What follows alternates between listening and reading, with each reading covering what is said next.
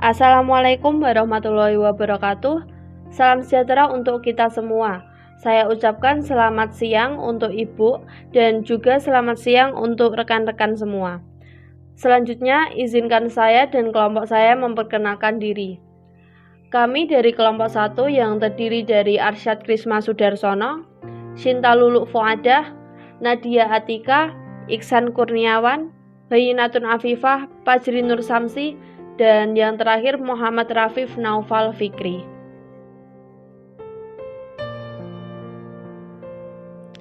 Di sini kami akan membahas tentang subjek hukum, tindakan atau perbuatan hukum.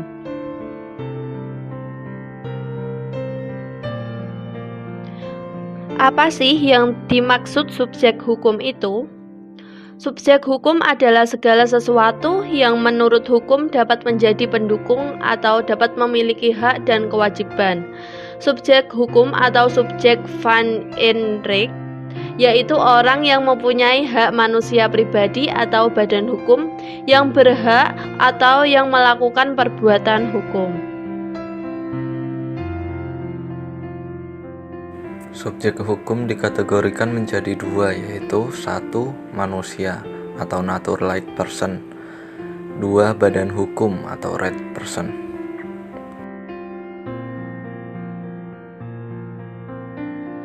Subjek hukum manusia atau naturalized person. Manusia menurut hukum adalah setiap orang yang mempunyai kedudukan yang sama selaku pendukung hak dan kewajiban. Pada dasarnya, orang sebagai subjek hukum dimulai sejak ia lahir dan berakhir setelah meninggal dunia. Ada pengecualian menurut pasal 2 KUH Perdata, bahwa bayi yang masih ada di dalam kandungan ibunya dianggap telah lahir dan menjadi subjek hukum, seperti dalam hal warisan. Namun apabila dilahirkan dalam keadaan meninggal dunia, maka menurut hukum ia dianggap tidak pernah ada, sehingga dia bukan termasuk subjek hukum. Berikut adalah golongan manusia yang tidak dapat menjadi subjek hukum atau dinyatakan tidak cakap oleh hukum. Yang pertama, orang yang masih di bawah umur atau sebelum mencapai usia 21 tahun atau belum dewasa dan belum menikah. Yang kedua, orang yang tidak sehat pikirannya atau gila, pemabuk, pemboros, dan perempuan dalam pernikahan. Selanjutnya, ada subjek hukum, badan hukum atau reh person. Badan hukum adalah pendukung hak dan kewajiban yang tidak berjiwa sebagai lawan pendukung hak dan kewajiban yang berjiwa yakni manusia, atau organisasi yang didirikan dan dapat bertindak sebagai subjek hukum. Subjek hukum badan hukum, recht person. Badan hukum terbagi atas dua macam, yaitu yang pertama, badan hukum publik, public recht, seperti negara, pemerintah daerah, Bank Indonesia, dan lain-lain. Yang kedua, badan hukum privat, private recht, seperti perseroan terbatas, PT, yayasan, koperasi, dan lain-lain. Subjek hukum badan hukum recht person. Teori-teori badan hukum yaitu: yang pertama, teori fikti; yang kedua, teori harta kekayaan bertujuan; yang ketiga, teori organ; yang keempat, teori propriety kolektif; yang terakhir, teori kenyataan dan yuridis. Perbuatan hukum. Perbuatan hukum adalah setiap perbuatan manusia yang dilakukan dengan sengaja untuk menimbulkan hak dan kewajiban. Perbuatan hukum adalah setiap perbuatan subjek hukum, yaitu manusia atau badan hukum, yang akibatnya diatur oleh hukum. Karena akibat itu bisa dianggap sebagai kehendak dari yang melakukan hukum. Perbuatan hukum atau tindakan hukum baru terjadi apabila adanya pernyataan kehendak. Untuk adanya pernyataan kehendak diperlukan adanya adanya kehendak orang itu untuk bertindak, menerbitkan atau menimbulkan akibat yang diatur oleh hukum. 2. Pernyataan kehendak pada asasnya tidak terikat pada bentuk-bentuk tertentu dan tidak ada pengecualiannya. Yang terakhir, pernyataan kehendak secara diam-diam dapat diketahui dari sikap atau perbuatan.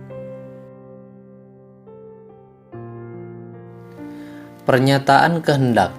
Pernyataan kehendak itu tidak terikat pada bentuk-bentuk tertentu dan tidak ada pengecualiannya. Pernyataan kehendak dapat berupa tertulis, ditulis sendiri, ditulis oleh pejabat tertentu dan ditandatangani oleh pejabat itu. Seperti mendirikan PT dengan akta notaris, suatu pernikahan dengan surat nikah, dan seorang lulus ujian diberikan ijazah atau sertifikat. Kemudian, pernyataan kehendak dengan mengucapkan kata.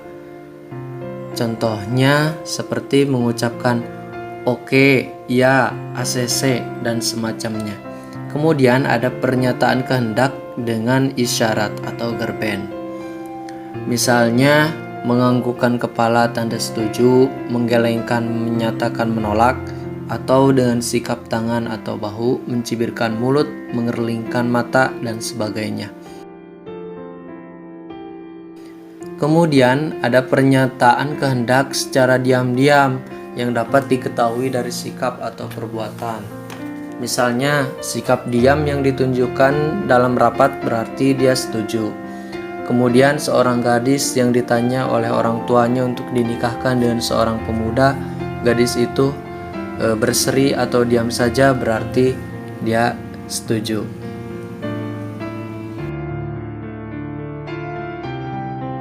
Perbuatan hukum.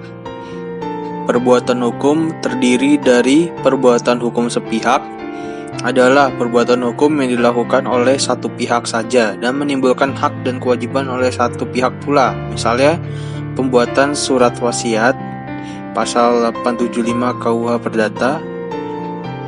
2. Pemberian hibah suatu benda, pasal 1666 KUH Perdata. Perbuatan hukum dua pihak adalah perbuatan hukum yang dilakukan oleh dua pihak dan menimbulkan hak-hak dan kewajiban bagi kedua pihak timbal balik. Misal, persetujuan jual beli, pasal 1457 KUH Perdata, perjanjian sewa menyewa, dan lain-lain. Terima kasih sudah menonton. Apabila ada salah-salah kata, mohon dimaafkan. Sekian dari kelompok kami. Wassalamualaikum warahmatullahi wabarakatuh.